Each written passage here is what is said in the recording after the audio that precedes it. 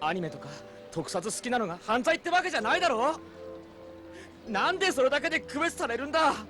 テニスやってるやつがよくてアニメやってるやつはダメなのか。なんで。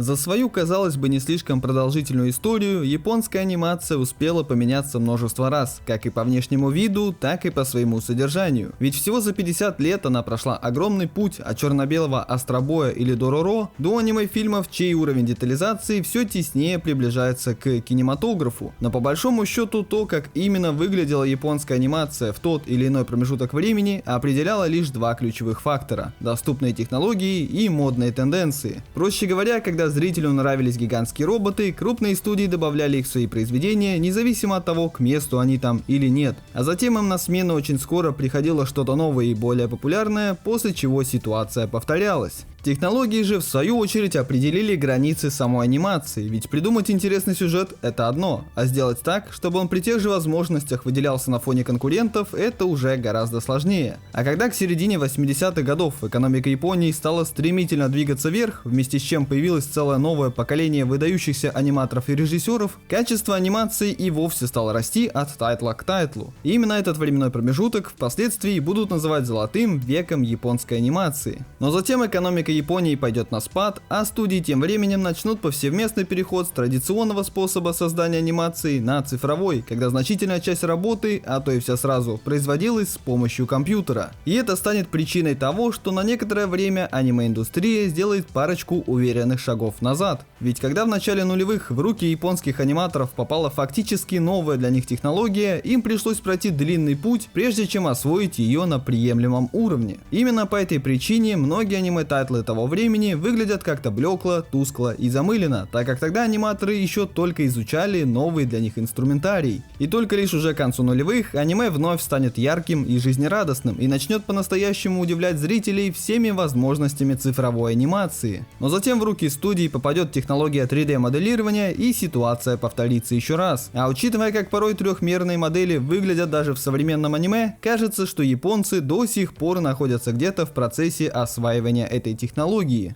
И ты сейчас, наверное, задаешься вопросом, а какое отношение все вышеперечисленное имеет к главной теме этого видео? Ну, как минимум, прежде чем перейти к основной сути разговора, мне была нужна какая-нибудь интересная подводочка. А на самом деле этот краткий экскурс в историю нужен был для того, чтобы наглядно показать то, что за все время своего существования аниме-индустрия развивалась крайне линейно и очень закономерно. Особенно если говорить о крупных анимационных студиях. Ведь это огромная и отточенная в своих действиях конвейерная машина, из которой гигантским потоком ежегодно выливались аниме-тайтлы самого разного уровня качества, чья основная цель – это принести большую прибыль хозяевам этой самой машины. Так что из общей массы до нас дошли только лишь самые выделяющиеся работы, содержащие в себе интересные образы и способные пройти проверку временем идеи. И уже зная и понимая весь этот контекст, начинаешь вдвойне охуевать с того, насколько же безумные вещи в свое время творила студия Gainax. Ведь с самого момента ее основания сотрудники студии напрочь отказывались вести свои дела так, как это было принято в индустрии, порой из-за неопытности и незнания, а порой из-за того, что намеренно плевали на все устоявшиеся правила и каноны. Они постоянно экспериментировали, устраивали необычные перформансы и максимально изъебывались в таких мелочах, о которых другие авторы никогда бы и не подумали. Но что самое главное, работая над своими аниме, Gainax никогда не ставили себе цель угодить массовому зрителю, сделать именно то, что он и ожидает увидеть. А наоборот, все, за что они брались, они делали в первую очередь для себя и для таких же задротов, в скобочках атаку, как и они сами. И пусть тот Gainax, что мы имеем сейчас, это всего лишь жалкая тень от своего былого величия, глядя на которую становится грустно, а читая некоторые новости и вовсе стыдно, но когда-то не так уж и давно, каждое аниме, выходящее от этой студии, мгновенно становилось грандиозным событием и чуть ли не настоящим праздником. И лично по моим ощущениям, с начала нулевых студия Gainax, как и студия Ghibli, и вовсе была лицом для всей индустрии, так как в какое аниме-сообщество ты бы не заглянул, какой бы молодежный журнал не открыл, там обязательно будет либо Евангелион, либо Фурикури, либо Гуррен Лаганн, а скорее всего, что и все трое сразу. И это даже не говоря о чуть менее известных работах студии, которых тоже было немало. И даже сейчас, спустя уже длительное время, их популярность едва ли стала значительно меньше, так как один лишь Евангелион уже более 20 лет является объектом массового обожания чуть ли не у каждого подрастающего поколения поколение. Так что даже по прошествии настолько длительного времени, наблюдая за всем этим со стороны, сложно оценить масштаб того, насколько сильно в свое время студия Gainax изменила не только лишь саму аниме-индустрию, но и отношение людей к ней. Ведь экспериментируя с анимацией, подачей и поднимаемыми темами, студия сильнейшим образом расширила границы допустимого, тем самым задав всем остальным студиям абсолютно новую планку качества. Как минимум без Gainax у нас бы не было вездесущей и доходящей до абсурда физики груди, которая уже успела стать ключевой особенностью всей японской анимации. И только лишь тому, каким образом студия повлияла как и на японскую, так и на мировую культуру, люди посвящают целые научные исследования. В то время как фанаты аниме-сериала «Евангелион» до сих пор с огромным энтузиазмом ковыряются в его скрытом смысле и символизме, умудряясь каждый раз находить для себя что-то новое. А ведь сколько еще интересного подтекста скрывается в других не менее глубоких работах студии. И хоть к этому явлению можно относиться по-разному, но невозможно отрицать тот факт, что мир японской анимации поделился на моменты до и после появления Евангелиона. Так что думаю, к теме культурного наследия студии Gainax я вернусь еще не раз, особенно если под этим видео меня об этом настойчиво попросят. Тем не менее, сейчас моя основная цель заключается в том, чтобы разобраться, в чем же именно залог настолько большого успеха студии, откуда ее авторы черпали свое вдохновение, какие идеи вкладывали в свои работы, как именно ломали привычные устои, какой путь прошли прежде чем получили мировую известность, и в том числе для того, чтобы понять, почему в одно мгновение тот самый легендарный Gainax исчез, а ему на смену так никто и не пришел. Это будет воодушевляющая история о том, как несколько японских студентов, не разбирающихся ни в бизнесе, ни в маркетинге, ни в продакшене, через множество ошибок и выгораний смогли оставить свой гигантский след в истории, став настоящими иконами как и для зрителей, так и для последующих поколений сценаристов, аниматоров и режиссеров. Это история о том, как команда амбициозных ребят добилась возможности создавать высокобюджетное аниме на полном приколе, вставляя в сюжет все, что им только придет в голову. От рефлексии и личных переживаний до отсылок на свои любимые произведения и очевидного фан-сервиса. В общем говоря, это будет безумная и невероятно интересная история великой студии Gainax.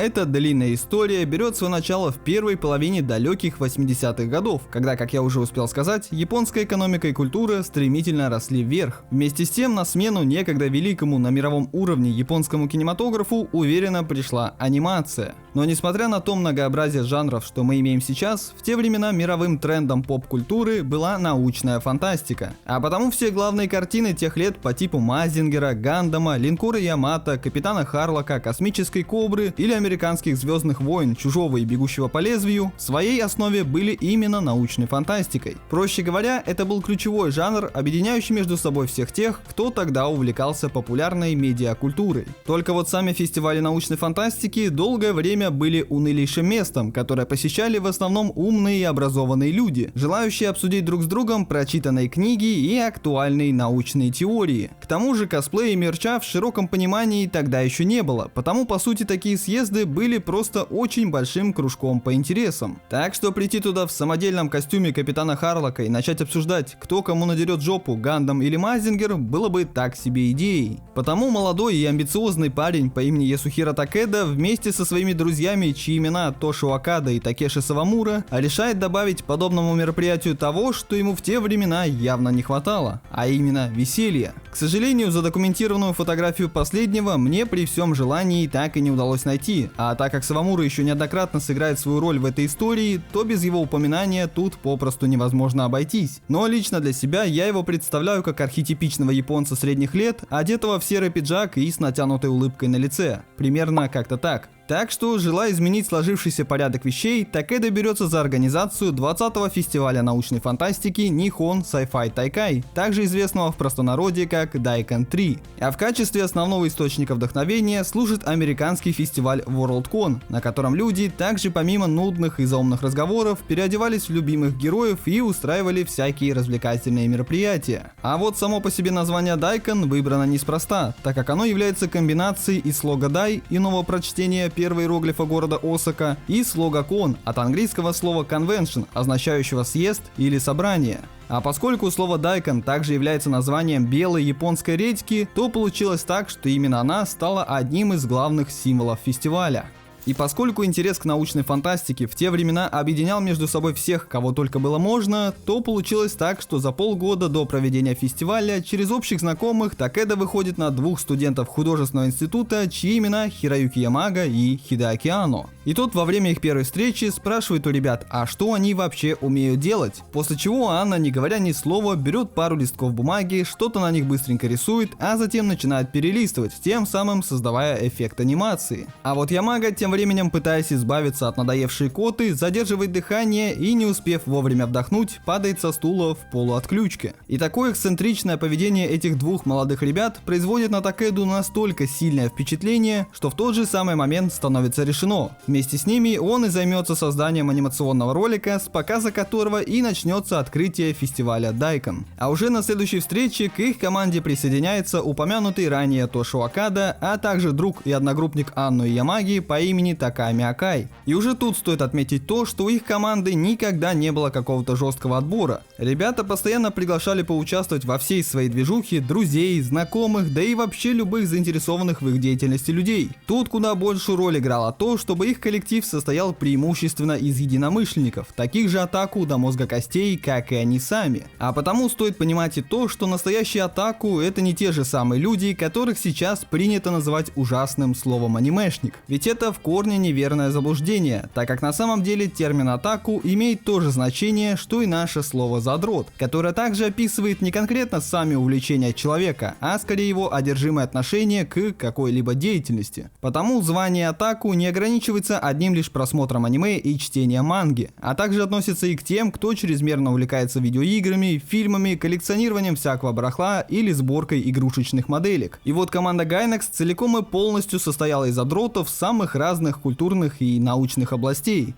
В качестве главной штаб-квартиры для работы над будущим роликом стал огромный дом семьи бизнесменов Тошио Окады. А учитывая, что для создания 5-минутного ролика даже при минимальных 8 кадрах в секунду команде пришлось бы вручную нарисовать более 2500 цел-листов, в этом доме им предстояло провести ближайшие несколько месяцев, работая не покладая рук. А для того, чтобы успеть в срок, команде пришлось привлечь к проекту несколько десятков своих знакомых, чтобы те раскрашивали отрисованные Анно, Ямага и Акаем листы. Но поскольку хозяин дома Тошио Окада был крайне специфичной и весьма чудной личностью, то работа над проектом не всегда шла настолько же гладко, как того хотелось. В какой-то момент он принципиально уперся в то, что они обязаны добавить в ролик логотип своим видом, напоминающий вагину, чтобы тем самым в одно мгновение сразить всех зрителей наповал. Естественно, что кроме него никто эту идею особо не оценил, но Окада на ней категорически настаивал. И охладить его пыл получилось лишь у девушки, к которой Окада испытывал симпатию. Она сказала, что если он настолько сильно желает впечатлить зрителей, то пусть тогда устроит конкурс по скоростному поеданию говна.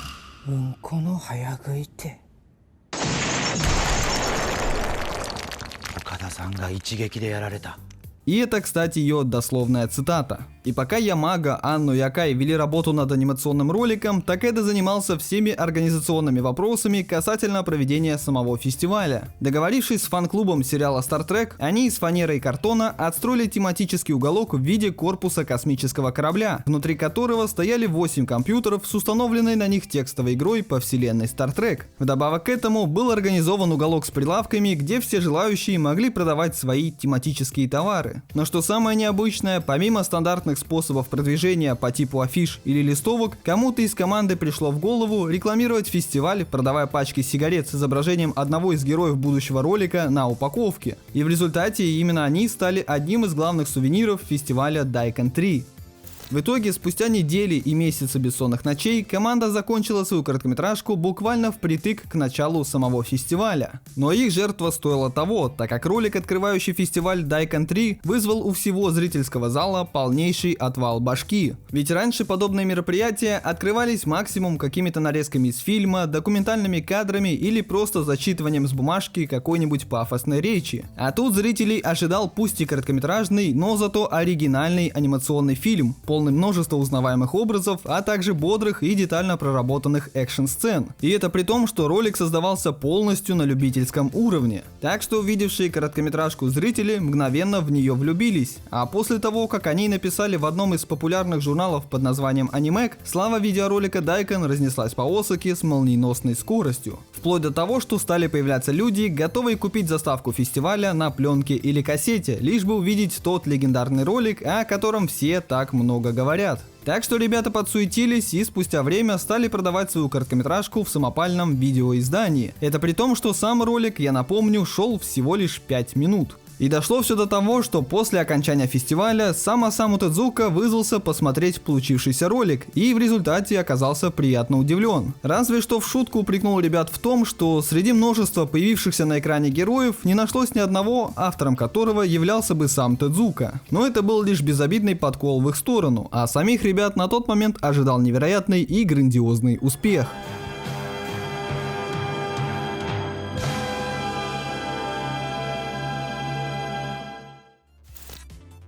Обратив внимание на то, каким спросом пользовались тематические товары на фестивале Дайкон, год спустя Тошио Окада открывает свой собственный магазинчик под названием General Products, куда приглашает своего друга Ясухиро Такеду на должность главного директора. Стоит понимать, что в те времена товаров для атаку было не так уж и много, в основном это были игрушки, предназначенные для детей. Так что General Products, опираясь на успех ролика Дайкон, становится одним из первых магазинов, в котором продавались товары, ориентированные на взрослых фанатов поп-культуры. Аниме-фигурки, пластиковые мечи, маски, додзинси манго и все в таком духе. Но ключевым товаром, конечно же, был мерчендайз, посвященный их недавнему ролику и его главной героине. Причем большая часть продукции создавалась вручную самими сотрудниками магазина. В основном это были так называемые гаражные наборы, известные на английском языке как Garage Kit, а именно отливные пластиковые фигурки, состоящие из нескольких деталей, которые предстояло между собой склеить или собрать, а затем уже и раскрасить. Примерно в то же самое время Анно и Ямага отправляются в Токио для того, чтобы принять участие в создании аниме «Гиперпространственная крепость Макрос», где и получают свой первый серьезный опыт работы в индустрии. Но уже совсем скоро они по своему желанию возвращаются обратно в Осаку, для того, чтобы принять участие в подготовке к следующему фестивалю научной фантастики Дайкон 4, назначенному на 1983 год. Ведь для команды это был отличный повод для того, чтобы вновь собраться всем вместе и сделать что-то такое, что многократно превзойдет их прошлогодний успех. Потому они ставят себе цель сделать Дайкон 4 лучшим фестивалем из когда-либо проводившихся. Тем более, что на этот раз у команды Дайкон уже были и деньги, и опыт, и кое-какие связи. Так что они решают не просто сделать еще один фантастический анимационный ролик, но и снять короткометражный фильм, а точнее целых 3 короткометражных фильма, сюжеты которых были придуманы ими во время распития спиртных напитков в местном кабаке. Именно для этой цели они учреждают собственную компанию под названием Daikon Film, в состав которой помимо прошлых участников также войдут Махиро Маэда, Йошиюки Садамото и многие другие.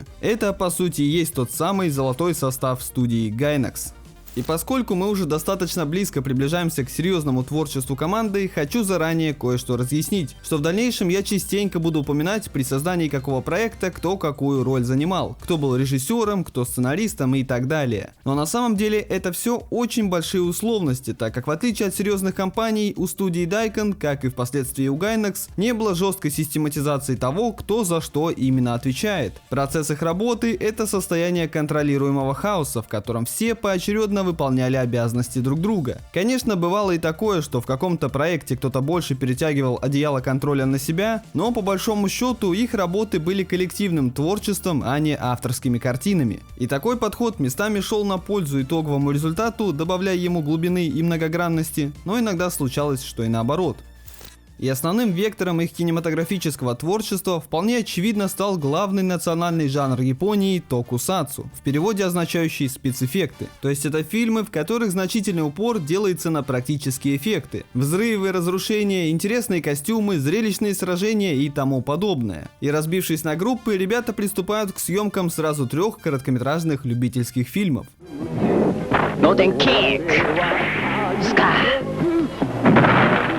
Нотен атак!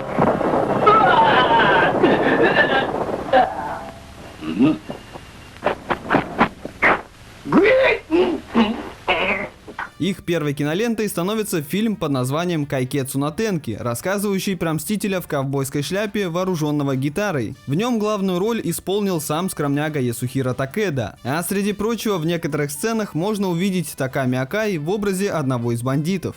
Это была своего рода пародия на не слишком популярный сериал того времени под названием «Кайкетсу Зубат», о котором сам Такеда до этого ни разу и не слышал. Но вот зато Тошио Акада, выступивший в качестве режиссера, был его большим фанатом. И по итогу пародийный образ Кайкетсу на Тенки так плотно закрепился за самим Такедой, что стал своего рода локальным мемом, по мотивам которого ребята впоследствии сняли еще несколько малобюджетных короткометражек. А по словам самого Такеды, он до сих пор хранит в своем шкафу тот самый легендарный костюм, с теплотой на сердце вспоминая те уже далекие времена.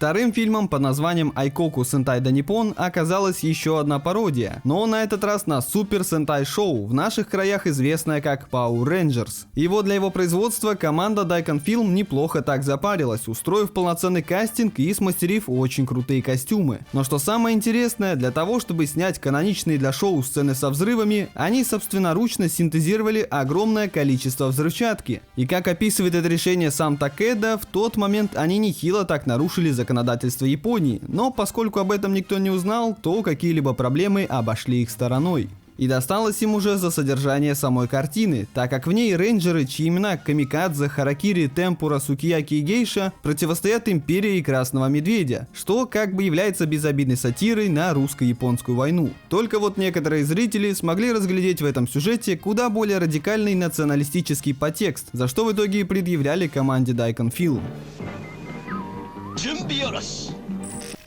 Кстати, если у тебя появилось желание посмотреть эти фильмы целиком, а также поразглядывать появляющиеся в видосе фоточки, то подписывайся на мой телеграм-канал «Реликты японской культуры», куда я это все буду порционно заливать. А заодно и на мой основной телеграм-канал, куда я иногда что-нибудь интересное пишу. Ну а если есть желание поддержать меня в создании таких объемных видосов, заделок на которые у меня очень много, то заглядывай на Бусти.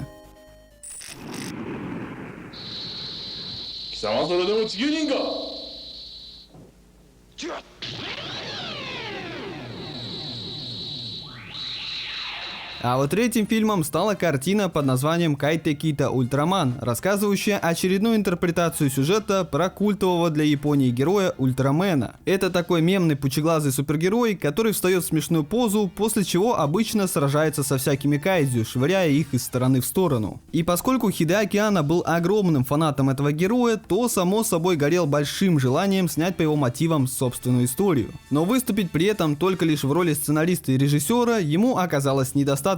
Так что Хидеаки Анно решил сыграть роль самого Ультрамена, настолько сильно ему хотелось почувствовать себя в шкуре любимого героя. И это оказался, пожалуй, самый профессиональный с точки зрения подхода фильм, так как если предыдущие картины снимали где-то в общественном парке или у себя дома, то тут были построены полноценные декорации. Но что особенно сильно радует, так это то, что при создании последних двух фильмов ребята отсняли более получаса крайне душевного бэкстейджа, в котором они дурачатся и веселятся, а также в нем можно увидеть, как именно происходил съемочный процесс или подготовка к тем или иным сценам. Но что самое удивительное, на этих кадрах можно увидеть еще счастливого и довольного жизнью Хидеаки Анно. И даже трудно поверить в то, что через несколько десятков лет именно он станет воплощением таких слов, как меланхолия и грусть, а его затяжной депрессии будут посвящены целые книги и десятки видеоэссе на ютубе.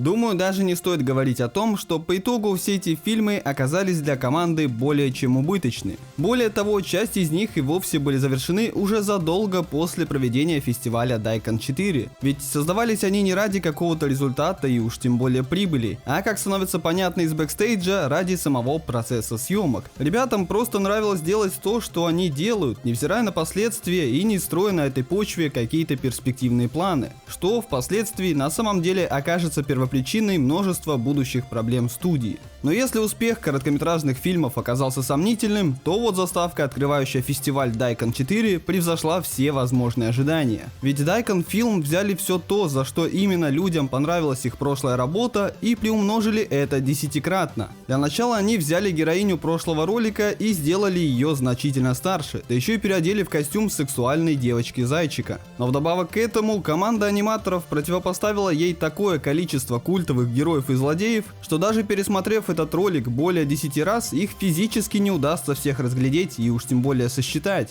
Можно сказать, что этот ролик оказался любовным посланием не просто к жанру научной фантастики, которому и был посвящен фестиваль, а сразу ко всей атаку и гик-культуре. Это был своего рода анимационный гимн того великого и богатого на культовые произведения времени. И это все не говоря еще о том, что сам фестиваль прошел просто замечательно, так как ребята организовали выступление целого оркестра, исполнившего популярные композиции из фильмов и аниме, пригласили некоторое количество известных личностей, а также подготовили огромное количество мерча, фигурок, плакатов, буклетов, наклеек и тому подобного. Сама же героиня девочка-зайчик после успеха ролика стала лицом будущей студии Gainax и одним из ее главных узнаваемых маскотов. Тем не менее, несмотря на невероятный анимационный успех команды Daikon Film, ребята продолжили двигаться именно в области кинематографа, спуская на его производство всю получаемую от продажи мерчендайза и кассет с роликами Daikon прибыль. Так что уже в следующем году команда приступает к съемкам на этот раз полнометражного фильма под названием Ямато no Orochi no Gyakushu, рассказывающего о нападении на город гигантского восьмиглавого кайдзю. Режиссером фильма на этот раз выступил Таками Акай, а среди актерского состава в нем можно было увидеть как и Хидеаки Анно, так и Ясухиро Такеду. Но проблема заключалась в том, что команда оказалась попросту не готова к такому масштабу производства, из-за чего съемки фильма очень сильно растянулись, а на половине процесса у них и вовсе закончились деньги. И для того, чтобы все-таки довести этот проект до конца, им пришлось брать средства из той прибыли, которую приносил магазин General Products. То есть в тот момент они фактически работали полностью себе в убыток. И имея большой успех и всеобщее признание, с таким беззаботным и не сильно предусмотрительным отношением, команда Daikon Film все-таки находилась далеко не в самом приятном положении дел. あるいは地球を狙う宇宙人の侵略基地なのでしょうか。はいカット。どないでした。もうカットしないね。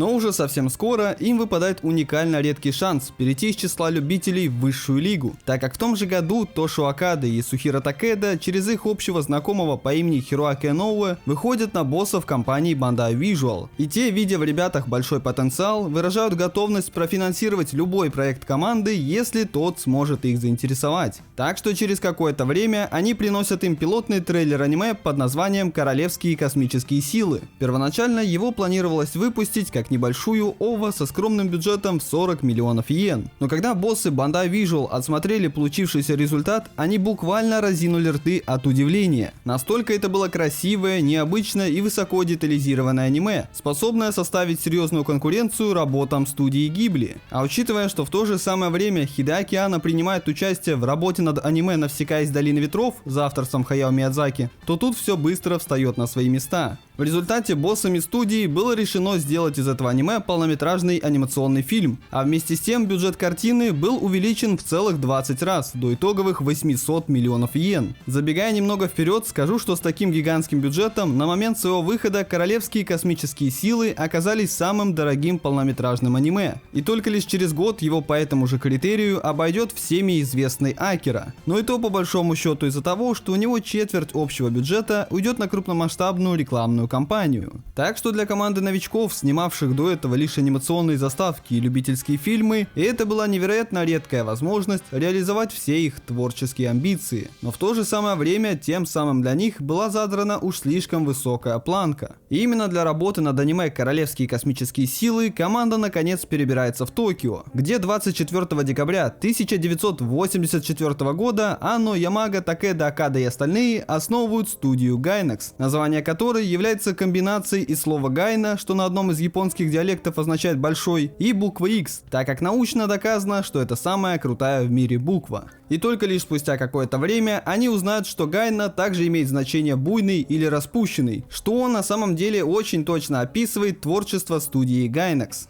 Формально на роль директора студии был назначен Тоши Окада, так как он до этого частенько выступал в роли продюсера и финансово поддерживал все начинания ребят, а также был хозяином магазина General Products, который сильно способствовал их продвижению. Но глобально в его должности не было никакого смысла, так как по своей сути компания Gainax была фиктивной, созданной исключительно для работы с Bandai, и после завершения проекта ее планировалось просто распустить. Но, как мы уже знаем, в итоге все пошло не по плану, и существование студии растянулось на долгие десятилетия.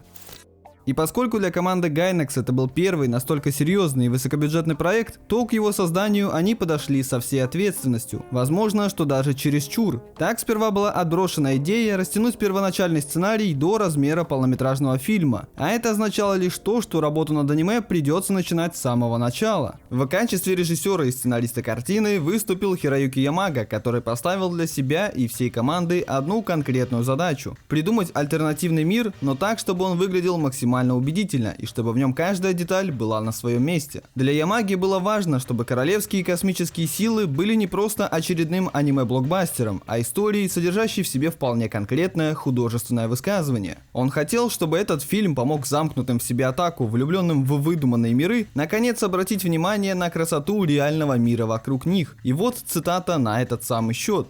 Очень важно уделить пристальное внимание мельчайшим деталям этого мира, ведь из-за того, что это совершенно другая реальность, она должна выглядеть убедительно. Если вы спросите, в чем смысл такого подхода, когда главная задача заключается в том, чтобы заставить зрителя принять реальный мир, то дело в том, что если бы мы поместили сюжет в нашу реальность, то тогда бы его действие разворачивалось в местах, которые принято считать грязными и непривлекательными. Но стоит перенести сюжет в выдуманный мир, как он становится похож на иностранный фильм, захватывающий внимание зрителя. Объектами интереса оказываются не меха и симпатичные девушки, а обычаи и мода. И если привычные вещи начнут выглядеть впечатляюще из-за того, что на них взглянули через призму другого мира, значит мы достигли того, чего хотели. Мы донесли до зрителя мысль, что реальность куда интереснее, чем кажется. И для того, чтобы эффект незнакомого, но убедительного мира сработал, Ямага поступил действительно изобретательным способом. Понимая, что наша с вами реальность абсолютно неоднородна и является продуктом смешанного дизайна, он привлек к работе над аниме наибольшее количество разнообразных дизайнеров окружения, чтобы каждый из них привнес в этот выдуманный мир что-то свое. Для этого он поделил необходимое количество сцен, деталей и предметов окружения между художниками, намеренно избегая прямого указания на то, что именно им требуется нарисовать. Проще говоря, когда ему была нужна кружка, Ямага говорил художнику: нарисуй мне цилиндрический сосуд, созданный для хранения воды. Таким образом, сохраняя суть и изначальное предназначение предметов, он избегал их привычного для нас воплощения. И такое хитроумное решение принесло свои плоды, так как королевские космические силы хочется каждые несколько минут ставить на паузу и с большим удовольствием рассматривать все предметы, оказавшиеся в кадре. Это еще не говоря о том, что огромное внимание было уделено падению лучей света, отражению в зеркальных поверхностях, поведению капель воды, звуку и прочим, казалось бы, незначительным и слишком запарным мелочам, что сделало аниме «Королевские космические силы» для своего времени по-настоящему прорывным. И я даже не буду углубляться в то, что для создания этого аниме команда Gainax съездила в Национальный космический музей США для того, чтобы лучше разбираться в теме ракетостроения и астронавтики, а также придумали для аниме свою письменность, военную форму, национальную одежду, изображенные на ней орнаменты, специфичный вид валюты и прочее. Объем проделанной работы настолько колоссальный и содержит в себе настолько много интересных для изучения нюансов и подробностей, что только лишь процессу создания одного этого аниме можно было бы посвятить полноценную книгу. Хочу еще отдельно кое о чем рассказать. Обычно, говоря про анимационные проекты, я не беру во внимание музыкальную составляющую, так как для меня важнейшую роль играет именно визуал и сопряженные с ним вещи. И если саундтреки выполнены достойно, то это можно лишь похвалить, а если уж они посредственные, то на это просто не обращаешь никакого особого внимания. Но в данном случае в качестве главного композитора картины Тоши Окада выбрал действительно выдающегося музыканта, фронтмена группы Yellow Magic Orchestra по имени Рюичи Сакамото, который на тот момент уже был мировой звездой. И если тебе это имя ни о чем не говорит, то скажу, что в 1982 году Сакамото вместе с Такеши Китано и Дэвидом Боуи сыграет ключевую роль в фильме «Счастливого Рождества, мистер Лоуренс». В 1987 напишет саундтрек к фильму «Последний император», за что в итоге получит Оскар. А уже в 1993 снимется в клипе у Мадонны. И это если говорить о самом поверхностном вкладе Сакамото в мировую культуру и в частности в музыку. Так что это далеко не просто какой-то стандартный аниме-композитор. Тем более, что у него это вообще единственный опыт написания саундтрека для анимационной картины. Если говорить очень поверхностно, то музыкальный стиль Сакамото заключается в объединении электронного звучания с традиционными японскими и не только мотивами, а потому написанные им композиции просто идеально легли поверх детально продуманного мира аниме «Королевские космические силы», который также содержит в себе как и элементы классики, так и атрибуты современности. И тем самым эта история обрастает еще одним крайне интересным и необычным культурным слоем. Так что вот тебе домашнее задание. Если уж не посмотреть «Королевские космические силы», то хотя бы их послушать. Тем не менее, настолько сильный упор на мироустройство не мог не сказаться на основном сюжете, который в итоге как будто бы оказался где-то на втором плане. Это аниме рассказывает про молодого и беззаботного парня по имени Широцугу Ладат, который служит в воздушных войсках государства Хонаамис. Сама страна тем временем переживает далеко не лучшие времена. Находясь в состоянии войны, в ней процветают непотизм, классовое неравенство, бедность, упадок культуры и прочие симптомы деградирующего государства. Так что, желая продемонстрировать населению хоть какие-то достижения и успехи, правительство страны, жертвуя последними ресурсами, запускает космическую программу, в которую главный герой и вызывает добровольцем. Так он становится национальным героем и приступает к длительной и изнурительной тренировке. Вместе с тем, однажды посреди города главный герой встречает блаженную девушку по имени Рикуни, раздающую всем прохожим религиозные листовки. Но получается так, что главного героя начинает к ней тянуть. И несмотря на то, что девушка, как и по своему социальному положению, так и по взглядам на мир, оказывается его полной противоположностью, постепенно между ними начинают развиваться вроде бы любовные отношения. Потому Широцугу проводит с Рикуни все свое свободное время, до тех пор, пока не наступает день X, долгожданный момент отправки главного героя в космическое пространство.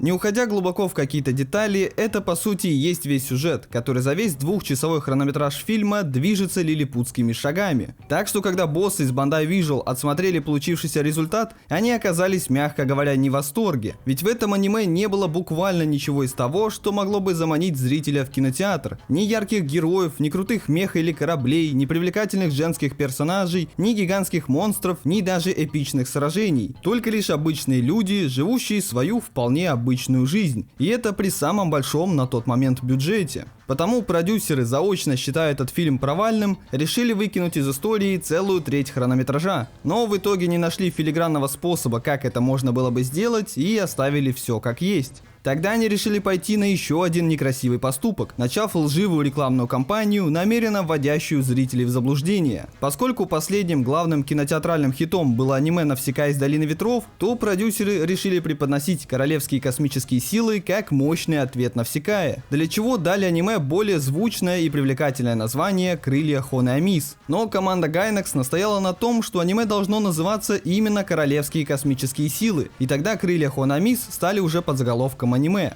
Что тоже в итоге стало хитрой продюсерской уловкой, так как на рекламном постере оригинальное название картины увели в самый низ, сделав из него мелкую невзрачную надпись. А вот подзаголовок «Крылья Хонаамис», раскрасив в яркий красный цвет, наоборот сделали огромным и поместили в самый центр. Это даже не говоря о том, что на постере были расположены какие-то планеты, космические корабли и прочие вещи, фактически не играющие в аниме никакой роли. Он целиком и полностью не отражал содержание сюжета, тем самым создавая у зрителей неправильные ожидания. В общем говоря, с фильмом тогда произошел настоящий апогей маркетингового пиздца. Так что когда в 1987 году аниме «Королевские космические силы» вышло в кинотеатральный прокат, оно ожидаемо не собрало даже половины от той суммы, которая была затрачена на его производство. И на самом деле непонятно, была ли тому виной дурацкая рекламная кампания, или же зрители просто еще не были готовы к настолько своеобразному аниме. И только лишь спустя несколько лет это аниме сможет себя окупить, когда его переведут на английский язык и выпустят на видеоносителях. Но даже так не получится сказать, что для массового зрителя «Королевские космические силы» стали культовым аниме, так как это все-таки очень нишевое произведение, которое далеко не каждому придется по вкусу. Да и примененные при его создании новаторские решения в полной мере могли оценить только лишь энтузиасты или эксперты, но никак не обычные зрители. К слову, о фильме очень хорошо отзывались такие легенды анимации, как Хаяо Миядзаки и Мамору Осии, что на самом деле дорогого стоит.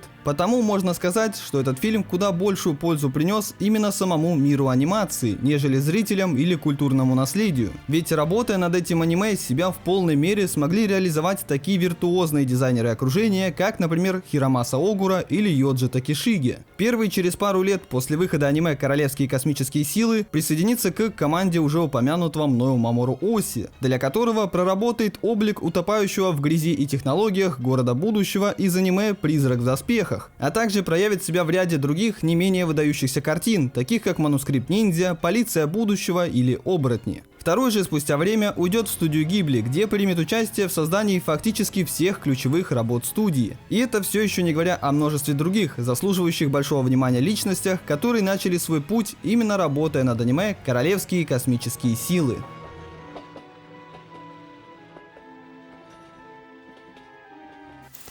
Но в совокупности вещей на тот момент для студии Gainax эта ситуация была скорее крупнейшим поражением, нежели победой. И стремительно взлетев на самый верх, они очень скоро благополучно вернулись обратно в самый низ. Потому после выхода фильма команда Gainax вновь возвращается на любительский уровень, занимаясь на этот раз подрядческой работой. Так что в течение следующего года они снимут 2 рекламных ролика для фирмы музыкальной техники, нарисуют анимационные вставки для музыкального клипа исполнителя Боуи, которого не стоит путать с Дэвидом Боуи, а также выпустят экранизацию манги «Яблочное зернышко» за авторством Масамуне Широ, который на тот момент только начинает набирать свою популярность. И ничего из этого, как становится понятно, не было их оригинальными проектами. Но уже совсем скоро команде Gainax в очередной раз улыбается удача, так как один из продюсеров студии Bandai, с которым они уже были знакомы, предлагает им сделку. Если они придумают аниме формата OVA, способное разойтись тиражом хотя бы в 10 тысяч копий, то компания с радостью профинансирует этот проект. Так, недолго думая, в голову гениального Тошио Акады приходит идея сделать аниме, объединяющее в себе популярный на тот момент фильм «Топ Ган» с участием Тома Круза и сёдзе аниме про теннис под названием «Бей Эйс», заменив в нем ракетки и мечи на гигантских механизированных роботов.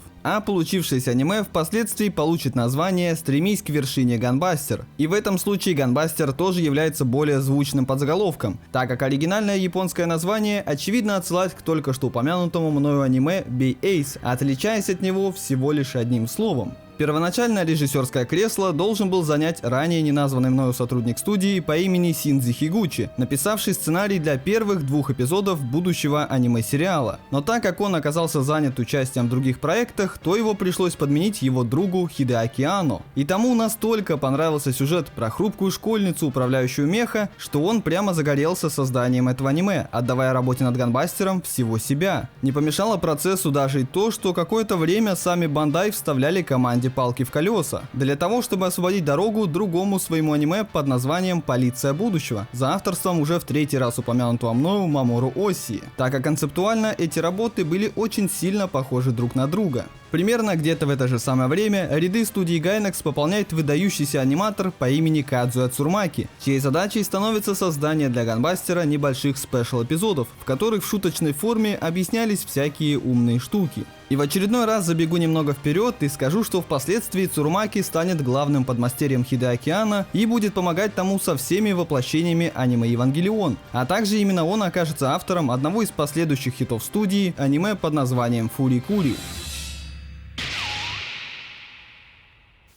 И вот в 1988 году Хидеаки Анно дебютирует в качестве анимационного режиссера, когда на видеоносителях выходят 2 первых эпизода его аниме-сериала «Ганбастер». Сюжет аниме рассказывает о далеком будущем, в котором человечество, изучая космическое пространство, привлекло к себе нежелательное внимание таинственных космических существ, чьей задачей стало уничтожить всех людей как нежелательный вирус. Потому в некоторых специализированных школах, помимо обычных уроков, учеников стали обучать пилотированию механизированных роботов. Но по завершению обучения только лишь самые одаренные ученики получают шанс отправиться на орбитальную станцию для того, чтобы встать на службу в космические войска. Но главная героиня аниме-сериала по имени Норика, несмотря на свои амбиции, практически не имеет никаких шансов оказаться в числе избранных, так как при всех своих стараниях она по-прежнему остается самой отстающей ученицей в классе. И тут даже скорее дело в том, что она сама не верит в свои собственные силы. Но все меняется, когда в дело вмешивается школьный тренер, желающий раскрыть весь стоящий имеющийся в Норико потенциал. Он показывает главной героине то, что лучшая ученица школы Кадзуми Амано находится в списке лучших не из-за врожденного таланта или каких-то уникальных способностей, а за счет длительных и упорных тренировок. Так что Норико, вдохновившись ее примером, начинает заниматься в 5 раз усерднее. И преодолев череду как и физических, так и психологических испытаний, в итоге главная героиня доказывает как и самой себе, так и всем остальным, что именно она и заслуживает места в списке избранных. После чего, спустя время, она вместе с Кадзуми Амано и тренером отправляется на орбитальную станцию, где ее путь героя лишь только начинается.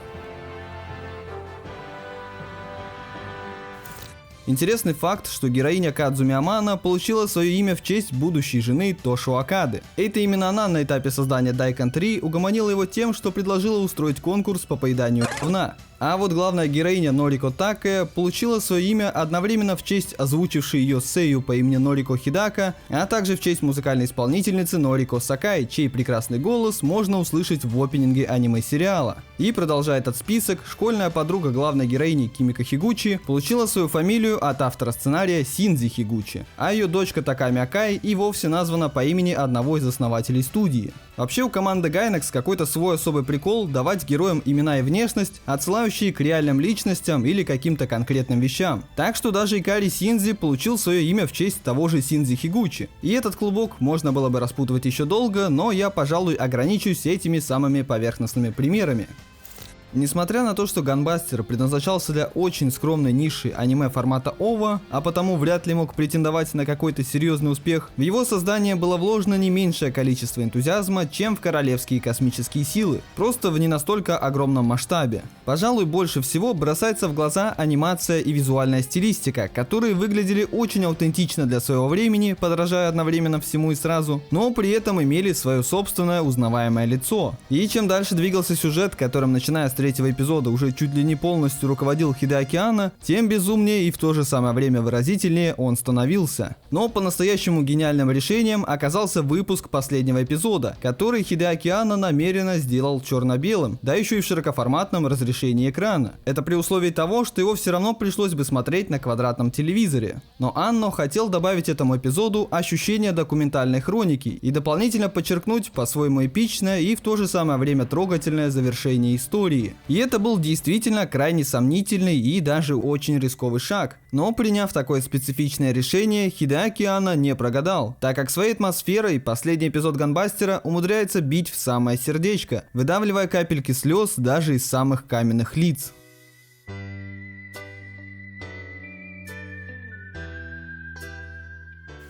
Огромную роль в этом также сыграли просто блистательные саундтреки, которые для аниме написал композитор Кахэй Танака. И опять же, далеко не часто композициям из аниме хватает собственной энергии для того, чтобы существовать отдельно от произведения. Но если уж не каждый саундтрек Ганбастера, то как минимум каждый второй умудряется тронуть меня до глубины души при каждом повторном прослушивании. Так что вот тебе второе домашнее задание. Если уж не посмотреть Ганбастер, а он того однозначно заслуживает, то как минимум его послушать.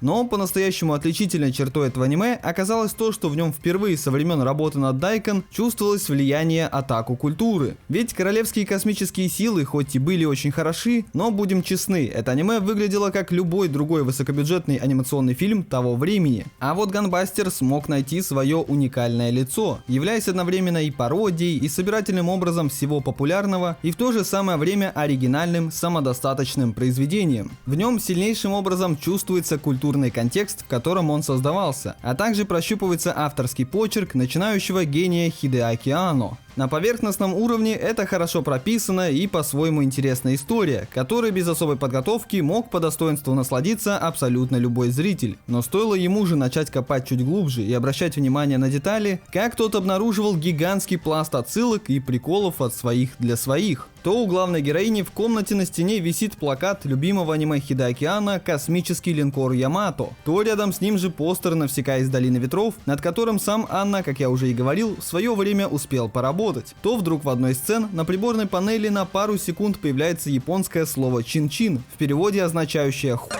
И вот такого добра тут много. И из-за таких небольших интересных деталей и мелочей и создавалось четкое понимание того, что Gunbuster это чуточку больше, чем очередное аниме про меха и превозмогание, что над ним работали не какие-то седые офисные дядьки, для которых аниме это рутинная работа, а молодые и находящиеся на постоянном приколе ребята, для которых творчество это первоочередно инструмент самовыражения, а не только лишь способ заработка. Так что находящиеся на одной волне с авторами зрители это все прекрасно чувствовали, из-за чего аниме-сериал в итоге обрел свою пусть и небольшую, но крайне преданную аудиторию. И именно локальный успех Ганбастера определил дальнейший вектор творчества как и самого Хидэаки Анно, так и всей студии Gainax, а поднимаемые в нем идеи и типажи героев спустя время чуть ли не полностью перебрались в ныне культовый Евангелион, и в дальнейшем слегка видоизменяясь появлялись то тут, то там. Более того, именно в Ганбастере впервые появились две ключевые фишки поначалу самой студии Gainax, а впоследствии и всей индустрии. Первая фишка это гипертрофированная физика груди, когда от любого небольшого движения каждая сиська героини начинает прыгать из стороны в сторону, как наполненный водой шарик. В английском языке этот прием частенько называют термином гайнаксинг, образованным именно от названия студии.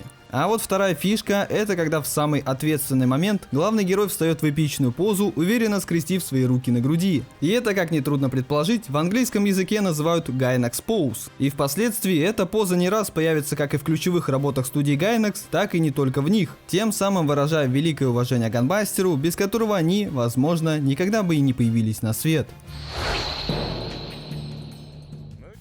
Спустя год выходят два последних эпизода аниме Ганбастер, но несмотря на завершение истории, его популярность лишь продолжает расти, все больше укрепляя позиции студии Gainax. Примерно в то же самое время один из основателей студии по имени Таками Акай начинает плотно увлекаться видеоиграми, вследствие чего в его голову приходит гениальная идея. А почему бы их студии не попробовать себя в создании собственных видеоигр? Ведь писать сюжеты, придумывать дизайны героев и рисовать окружение они уже умеют. Не хватает лишь нескольких людей, разбирающихся в программировании и создании самого игрового процесса. Так что в том же 1989 году под руководством Таками Акай в студии Gainax появляется новое подразделение, занимающееся исключительно видеоиграми. И первым, что они в качестве игрового разработчика займутся, это созданием Eroge, что является сокращением от Erotic Game. То есть Gainax начинает свой путь создания хентайных видеоигр. Так, в том же году игровой отдел начинает работу над серией игр под названием Cybernetic High School, чья основная суть заключается в том, что игрок, отвечая правильно на разного рода вопросы, тем самым поэтапно раздевает одну из нескольких анимешных девочек. И думаю, даже не стоит объяснять, насколько сильно такие игры пользовались спросом, несмотря при этом на простую механику игры и тем более быстрый темп разработки. Но по-настоящему гениальным решением оказывается выпуск третьей части, в которой рандомных аниме-девочек заменили на главных женских персонажей из аниме Ганбастера. Такое решение побуждало фанатов игровой серии покупать оригинальный аниме-сериал для того, чтобы быть полностью в контексте игры, а те, кто уже его смотрели, спешили купить игру для того, чтобы с помощью своего блистательного ума узнать, а что же под своей обтягивающей униформой скрывают Норика, Амана и Юнгфрейд. Хоть это нам еще в сериале успели показать, но тем не менее. И хоть я вряд ли являюсь целевой аудиторией подобных игр, но ё-моё, как же я тащусь от этих пиксельных победных экранов. Особенно с участием Юнгфрейд, где на фоне виднеются советские лозунги и прочая атрибутика. А уж тем более фанаты подобного рода игр, думаю, были в полнейшем восторге. И уже всего лишь 2 года спустя Таками Акай выпускает игру, которая не просто обретет мировую известность, но и станет основоположником целого жанра. Ей окажется серия видеоигр под названием Princess Maker. И в этой игре, в отличие от Cybernetic High School, не надо было никого раздевать, а даже получается, что и наоборот. Ведь в ней игрок выступает в качестве опекуна девочки, оказавшейся сиротой, и то, какие решения он будет принимать касательно ее воспитания, определят ее дальнейшую судьбу. Характер девочки, ее будущую профессию, а также то, захочет ли она сама впоследствии завести свою собственную семью. К слову, эта серия игр до сих пор пользуется большой популярностью среди энтузиастов, и относительно не так уж и давно у нее вышли обновленные ремастеры, так что при желании ознакомиться с Princess Maker, в отличие от Cybernetic High School, не составит особого труда. В итоге и вовсе получится так, что какое-то весьма продолжительное время продажа видеоигровой продукции окажется для анимационной студии Gainax основным, а то и единственным источником прибыли. А впоследствии в разработку видеоигр Таками Акай уйдет с головой, и начиная с третьей части Princess Maker на какое-то время он даже покинет студию Gainax. Но это случится уже в то время, когда сама студия будет у всех на слуху. А пока, следуя по хронологии моего разговора, мы еще находимся в той точке, когда о Gainax знали только лишь самые упоротые атаку. けれども行けというのならかけてみせようキャラのリチ Если говорить по сути, то на начало 90-х дела у студии идут, мягко говоря, не очень, так как команда, ответственная за создание анимации, вынуждена вновь заниматься вторичными и не особо прибыльными проектами по заказу сторонних компаний. Просто для примера того, насколько же сильно их работы на тот момент были так себе, скажу, что в то время студия Gainax выпускает хентай про гольф. Сильно усугубляло эту ситуацию еще и то, что Тошио Окада, назначенный на роль директора, не особо справлялся с возложенной на него ответственностью. По словам некоторых сотрудников, в то время от него не то, что не было никакой пользы, а даже скорее, что наоборот, одни лишь проблемы. Например, когда видеоигровой отдел начал приносить большую прибыль, Окада решил полностью отказаться от любых анимационных проектов, хоть все сотрудники прекрасно понимали, что именно успех в анимации и служит фундаментом для развития видеоигрового отдела. Тем более, что к тому моменту ключевые сотрудники студии Gainax уже успели сильно повзрослеть, а потому стали относиться к своей деятельности всерьез. Так что несостоятельность Окады долгое время служила причиной для серьезных конфликтов, вплоть до того, что некоторые сотрудники, например Ямага, категорически отказывались с ним работать. И чтобы хоть как-то охладить эту ситуацию, Окада приглашает своего друга Такеши Савамуру, с которым вся команда уже была знакома, на роль второго директора. Повторюсь, он не освободил свой пост для Савамуры, а назначил его на роль второго полноправного директора. Так что такое решение лишь временно законсервировало саму проблему. Тем временем Хироаки Иноуэ, понимая, что в студии происходят какие-то крупные перемены, решает как хитрый жук воспользоваться удобным моментом и подзаработать себе очков и репутации. Так что он втихаря от основной команды договаривается с художниками, чьи имена Йошиюки Садамото и Махиро Маэда, чтобы те сделали несколько концепт-артов на основе сюжета, написанного Хаяо Миядзаки. А затем весь получившийся материал он везет на студию крупнейшего японского канала NHK, где от лица Gainax договаривается с продюсерами о том, что их студия с огромной радостью займется созданием аниме-сериала под названием «Надя с загадочного моря». Так что боссы канала от такого щедрого подарка судьбы отказываться не стали, а пожали новую руку и утвердили производство проекта. Но главная проблема заключалась в том, что у самих Gainax не было стольких ресурсов, и по предварительным подсчетам, работая над Надей, они бы загнали себя в минус на несколько десятков миллионов йен. Это даже не говоря еще о том, что по условиям сделки им было необходимо в течение года выпустить 40 эпизодов аниме-сериала, при условии того, что у них столько же времени ушло на производство всего 6 эпизодов аниме Ганбастер. То есть это означало лишь то, что им фактически около года предстояло работать в 5 или 6 раз интенсивнее, зная, что они это делают полностью себе в убыток. Так что за такую гадкую подлянку они вместо ожидаемой похвалы навсегда выгнали Хироаки Иноуэ из своей тусовки, напрочь отказавшись с ним когда-либо больше работать. Но деваться было особо некуда, так как проект уже был утвержден, а отказ от сделки был бы сильнейшим ударом по репутации студии, которая и так тогда находилась в удручающем положении. Так что, принимая на себя все риски, команда Gainax со всей ответственностью приступает к работе над аниме «Надя с загадочного моря», режиссером которого в очередной раз становится Хидеаки Анно. И раз уж разговор зашел о Наде, то не думаю, что у меня получится рассказать об этом аниме настолько же хорошо, как это получилось у Солика, посвятившего этой теме полуторачасовой видос. Тем более, что он прямо сейчас совершенно случайным образом оказался у меня дома, так что передаю слово ему. Вот для чего ты меня пригласил. А я думал, мы чай пить будем. Ну да ладно. Надя и Тайны голубой воды по большому счету проект многострадальный и оттого не менее интересный. Следите за руками. Александр Ки пишет книгу «Невероятный прилив». По его мотивам Миядзаки снимает Конана. После успеха на ТВ он садится писать продолжение, понимает, что история уже сильно отходит от оригинала и решает просто адаптировать роман Жюля Верна. Но описав только остов сюжета, забрасывает проект. И он долго-долго томился на полке у NHK, пока его таки не поручили Gainax'ам. Так что вы теперь знаете, откуда в этом сериале растут ноги у сильного женского персонажа, помешанного на гуманизме, и мальчика в очках, который хочет создавать самолеты. Но все-таки основой сюжета тут является 20 тысяч лье под водой, по рельсам которым история исследует.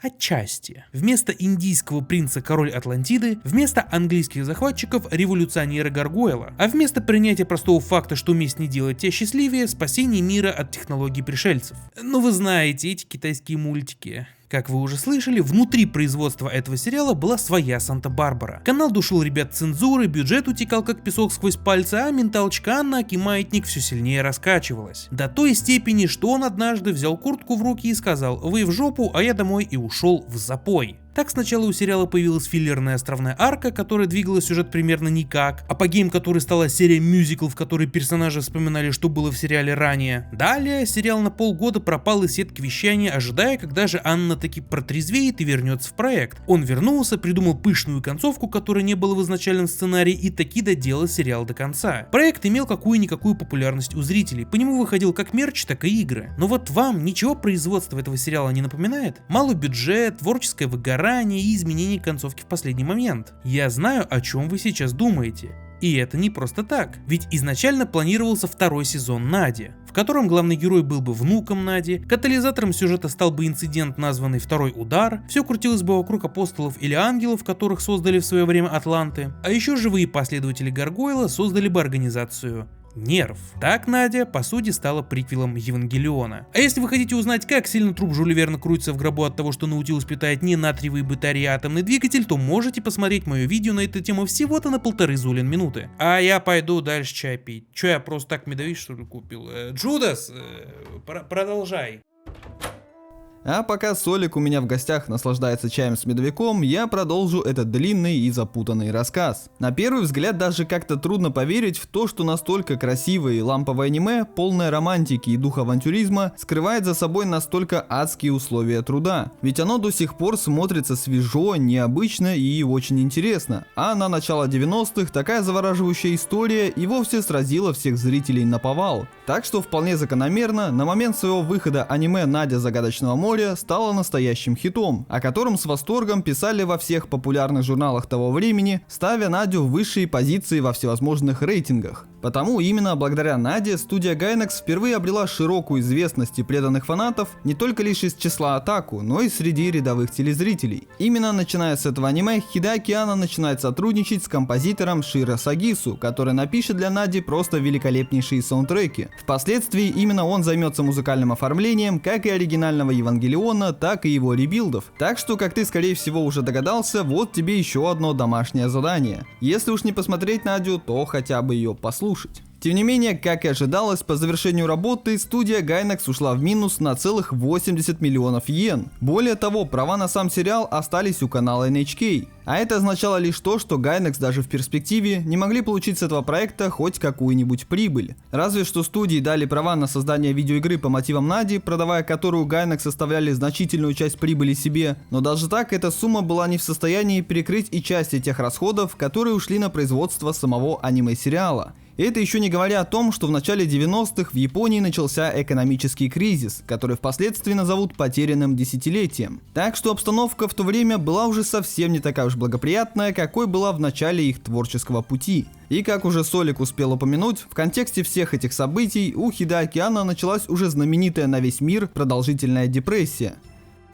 Спустя какое-то время после выхода аниме-сериала в эфир, со студией Gainax вновь связались боссы канала NHK с предложением сделать по Наде полнометражный фильм. А так как студии тогда позарез нужны были деньги, то команда вынуждена согласилась на это предложение, получив аванс в размере 50 миллионов йен. Только на этот раз Хидэаки Анно категорически отказывается принимать какое-либо участие в этом проекте. И как впоследствии окажется, именно он в этой конструкции был ключевой фигурой, так как без него работа над проектом банально не клеилась. А на середине производства у студии Gainax и вовсе кончился выделенный им на эту работу аванс. И абсурд этой ситуации дошел до такой степени, что в какой-то момент ответственным лицам из Gainax пришлось позвонить заказчику и сказать, что, мол, извините, мы потратили все ваши деньги и уже не сможем вернуть их назад, так что вот как-то так, до свидания. После чего они в один момент полностью ушли из проекта, а оставшуюся часть фильма пришлось доделывать совсем другим людям. Из-за этой неразберихи полнометражный фильм по Наде, в отличие от аниме-сериала, получился получился просто провальным. Но чтобы это не выглядело так, будто Gainax какие-то наглые и бессовестные говнюки, снова немного опережая события, скажу, что после того, как Евангелион обрел колоссальный успех, став курочкой, несущей золотые яйца, этот долг каналу NHK студия Gainax все-таки вернула. Но по хронологии событий это будет еще не скоро, а на данный момент дела у них становятся все хуже и хуже.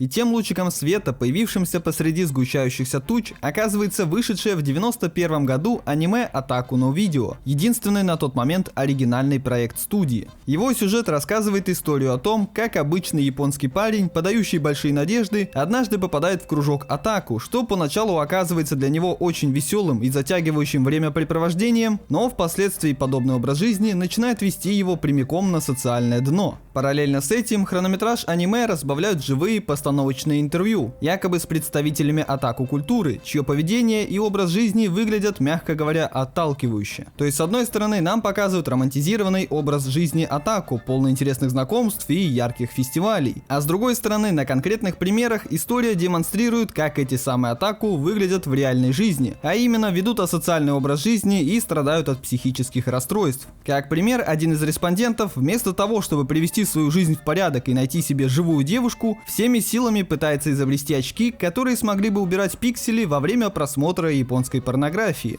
Но, как я уже сказал, все эти интервью на самом деле постановочные и нарочито доходящие до абсурда, и нужны как раз для того, чтобы подчеркнуть контраст между ожиданием и реальностью. А самое же примечательное в этой работе то, что ее анимационная часть буквально целиком посвящена самой студии Gainax, а герои, фигурирующие в сюжете, и вовсе вдохновлены настоящими сотрудниками студии. Так, например, один из главных героев по имени Танака, являющийся заядлым атаку, чуть ли не полностью списан с Тошио Акады. Так что в результате аниме получилось шуточной автобиографией самих сотрудников студии, содержащей в себе десяток отсылок как и к ним самим, так и к их любимым тайтлам. И для того, чтобы сформировать цельное представление о культуре атаку и открыть для себя некоторые интересные моменты их образа жизни, этот фильм подходит как-никак кстати. Но по многим причинам этот проект не сыскал какого-то большого внимания, и до сих пор о его существовании знают лишь самые упоротые фанаты.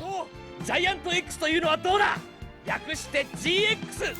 И вот уже в 92 году в стенах студии Gainax начинается самый настоящий кризис, как и финансовый, так и мотивационный. Ведь работа над Надей высосала из команды не только лишь деньги, но и все моральные силы вместе с энтузиазмом. Вдобавок к этому, своим безответственным поведением Тошио Акада на этот раз уже окончательно всех достал. Так что, несмотря на то, что он был в команде с самого ее основания, ему ставят ультиматум: Акада должен уволиться. После чего он в том же году навсегда покидает свой пост, а ему на смену приходит Хироюки Ямага. Таким образом, второй директор Савамура отвечал за дела, касающиеся вопросов ведения бизнеса, а Ямага за какие-то публичные выступления и работу с аудиторией. Но я не хочу выставлять эту ситуацию какой-то однобокой, так как в контексте разговора может показаться, что Тошио Акада в действительности далеко не самый приятный человек, за что многие фанаты студии любят его сильно демонизировать, выставляя прямо конченной личностью. То, что он очень своеобразный тип, это, конечно же, факт, но в то же самое время было бы неправильно считать его главной обузой команды, так как свой неизмеримый вклад в успех студии он определенно привнес. Просто, видимо, повзрослев, его взгляды на деятельность студии стали очень сильно расходиться с мнением своих коллег. Тем не менее, Ясухиро Такеда и Таками Акай до сих пор с ним тесно дружат, а последний и вовсе заглядывал к нему на YouTube-канал в качестве гостя. Да, у 60-летнего Тошио Акады есть свой YouTube-канал, на котором он рассказывает про аниме. А учитывая, что это далеко не самая последняя крупная ссора в команде, и уж тем более не последний уход одного из ключевых сотрудников, так и напрашивается вывод, что не один лишь Тошио Акада был источником всех проблем. В общем говоря, на тот момент в студии фактически не осталось никаких ресурсов, вплоть до того, что Такеши Савамура и Ясухиро Такеда вынуждены брать кредиты для того, чтобы хоть как-то держать студию на плаву. Но это было лишь временным решением проблемы, ведь беда заключалась даже не в том, что сотрудникам было нечем платить, а в том, что им банально было нечего делать. У студии не было никаких сторонних заказов, а на оригинальные проекты у них не осталось никаких средств. Так что боссы устраивают всеобщее совещание, на котором говорят сотрудникам, что, мол, вот такие дела, мы не знаем, что будет дальше, и если вы переживаете за свое будущее, то можете можете уходить, мы все поймем. И в этот момент большое количество сотрудников, которые были в студии еще с самого ее основания, внезапно начали уходить один за одним. Но самым большим ударом оказался уход одного из титанов студии по имени Махиро Маэда, который, уйдя из Gainax, через какое-то время создаст собственную анимационную студию под названием Гонзо, известную благодаря таким тайтлам, как Афро-самурай, Хелсинг, Крестовый поход Хрона, Стальная тревога, Пустынная крыса и еще десятку других. Так что единственным здравым выходом из этой ситуации, кроме как просто объявить себя банкротами и закрыть студию навсегда, оказывается вполне очевидное решение – собрать в себе все оставшиеся силы и придумать то самое аниме, которое одним большим рывком вернет студию Gainax обратно на анимационный Олимп. Так что команда начинает мощнейший мозговой штурм с целью придумать новое оригинальное аниме, которое станет их следующим главным хитом. И тем проектом, который должен сделать Gainax снова великим, оказывается не Евангелион, а Олимпия. Аниме, к которому Йошиюки Садамото уже подготовил некоторые концепт-арты и раскадровку. По сохранившимся материалам оно выглядит как типичная космическая опера, но в хорошем смысле этого слова, сочетающая в себе элементы фэнтези и технологического будущего. Тем не менее, в ходе длительных размышлений команда сошлась во мнении, что это совсем не тот проект, который принесет Gainax широкую известность. Также какое-то время в производстве находилось аниме под названием R20 Галактический космопорт за авторством того же Садамото, которое даже успело обзавестись небольшим трейлером, состоящим в основном из концепт-артов. Из него можно понять, что это аниме своим настроением и атмосферой очень сильно походило на Акеру, рассказывая историю о подростках, увлекающихся ездой на мотоцикле и не вписывающихся в правила взрослого мира. Но и эта идея выглядела как-то вторично, так что ее, как и Олимпию, было решено забраковать. Причем пару лет спустя Йошиюки Садамото все-таки пытался дать этой истории вторую жизнь, но на этот раз в формате манги. Тем не менее, даже так, дольше 5 глав, она в итоге не смогла продержаться, и на самом деле очень жаль, так как потенциал у истории все-таки был. На самом деле, в этот временной промежуток было предложено множество идей, но тем проектом, за который команда возьмется всерьез, оказывается полнометражное аниме под названием Аокиуру, являющееся сиквелом Королевских космических сил. Только вот в отличие от своего предшественника, аниме Аокиуру должно было стать яркой, бодрой и драйвовой историей, держащей зрителя в постоянном адреналиновом напряжении. В основу его сюжета лег фильм Streets of Fire, который рассказывал историю о том, как молодой герой, желающий вернуть бывшую возлюбленную, противостоит банде аморальных байкеров.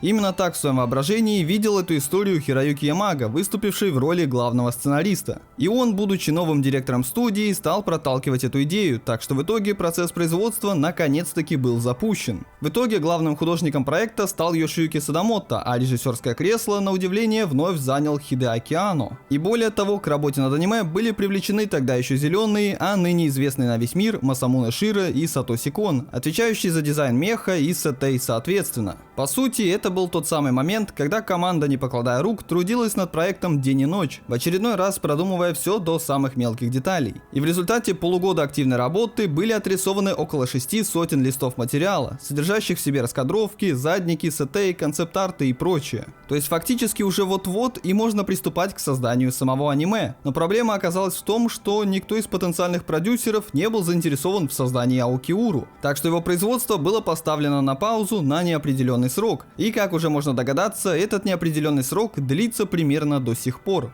И хоть с точки зрения здравого смысла это вновь был грандиозный провал, тем не менее каким-то магическим образом работа над Аокиуру вернула команде уверенность в себе и, что самое главное, дала сотрудникам надежду. Ведь основной идеей этого произведения была одна простая фраза «не убегать», которую каждый сотрудник принял лично на свой счет. И именно эта идея через пару лет ляжет в основу аниме Хидеаки Анно, которое не просто наконец подарит студии Gainax безграничную свободу, но и навсегда изменит всю мировую культуру. И это, конечно же, аниме Neon Genesis Evangelion. И вот об этом, а также о многом другом не менее интересном, ты узнаешь уже в следующей части видео, посвященного безумной истории студии Gainax.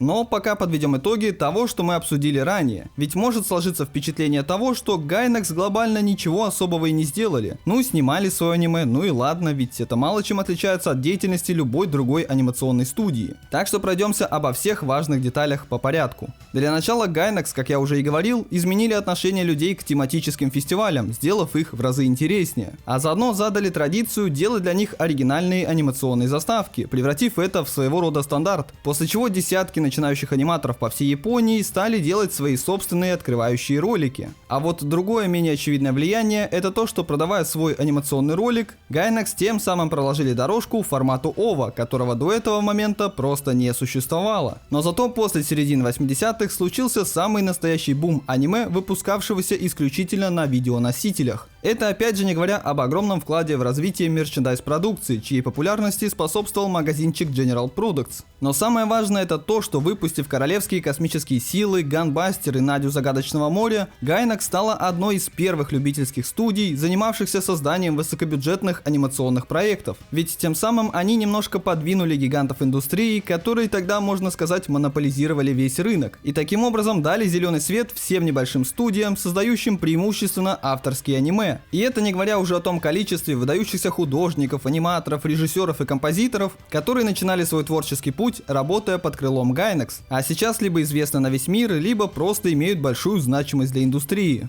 И вот сейчас прозвучит, пожалуй, ключевая фраза всего этого видео, что все это было еще задолго до появления Евангелиона, который почему-то в умах людей отложился как будто бы единственное достижение студии. Так что я надеюсь, что после просмотра этого видео хотя бы некоторая часть людей перестанет воспринимать студию Gainax как всего лишь место рождения гениального Хидеаки Анно с его магнум-опусом Евангелионом. Ведь гениев в Gainax было несколько, и каждый из них был по-своему прекрасен. И стоило им в одно время оказаться в одном месте, как начинали происходить по-настоящему безумные вещи, фактически меняющие целый мир. В конце хочу немножко рассказать о том, почему именно я вообще взялся за создание этого видео. Во-первых, как по ходу просмотра становится понятно, мне и самому очень сильно нравится студия Gainax. Именно по этой причине на моем канале было уже как минимум 2 видео, напрямую посвященных работам этой студии. Но поскольку на тот момент я не владел той информацией, которой обладаю сейчас, то признаю, что наговорил там много всякой ерунды. Потому сказанное в этом ролике аннигилирует существование тех видео, хоть они само собой останутся доступны. А во-вторых, меня очень сильно обескураживает тот сумасшедший объем мистификаций, порожденных вокруг студии Gainax, создания Евангелиона и личности самого Хидеаки Анно. И чем больше времени проходит, тем больше люди плодят и развивают какие-то глупые теории и домыслы, построенные на простом искажении фактов. Так что мне захотелось самому окончательно разобраться в этой теме и привнести в историю студии немножко ясности. Но самое сладенькое я приберег на потом, ведь в следующей части видео я расскажу про Евангелион, Фурикури, Гуррен Лаганн, а также про идейных наследников студии Gainax, студию Trigger и студию Hara. И так как работа над этим видео заняла у меня фактически несколько месяцев, то следующая часть скорее всего займет еще больше, но при этом и сама окажется значительно обширнее и интереснее. Так что если ты хочешь ускорить выход второй части, то прошу поддержать меня своей активностью, поставив лайки, написав комментарий и потыкав по всем ссылкам из описания под видео. А также я отдельно передаю респекты всем поддерживающим мой канал бустерам, в частности господину Косминогу Косминогову, оформившему максимальный уровень подписки. И несмотря на то, что наступил момент, во время которого принято прощаться, в этот раз я прощаться не буду, так как мы уже, надеюсь, очень скоро увидимся в следующей части этого видео. Потому до тех пор остаемся на связи. 脳天キックスカー脳天アタック